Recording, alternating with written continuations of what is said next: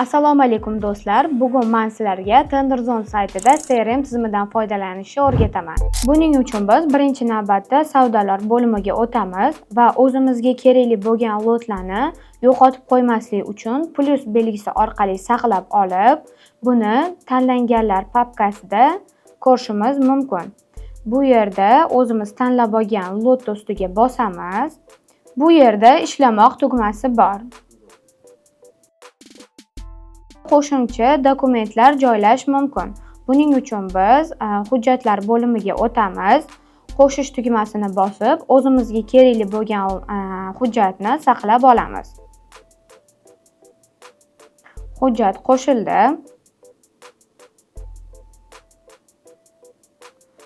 qo'shildi. Bu yerda xabarnomalar ham yuborsak bo'ladi.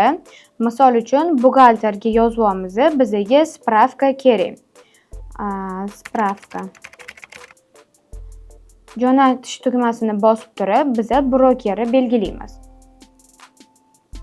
Va brokerga xabarnoma boradi. Buxgalterga so'rovnoma yubordik. Endi qo'shimchasiga bu yerda vazifalar joylasak bo'ladi. Buxgalterni belgilab turib, qo'shimcha bo'lgan vazifamizni shu yerda yoritamiz. Va amalga oshirish tugmasini bossak, uje buxgalterga boradi.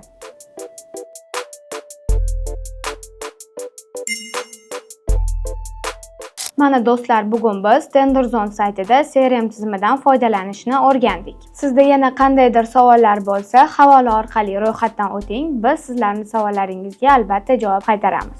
Xayr, salomat bo'ling.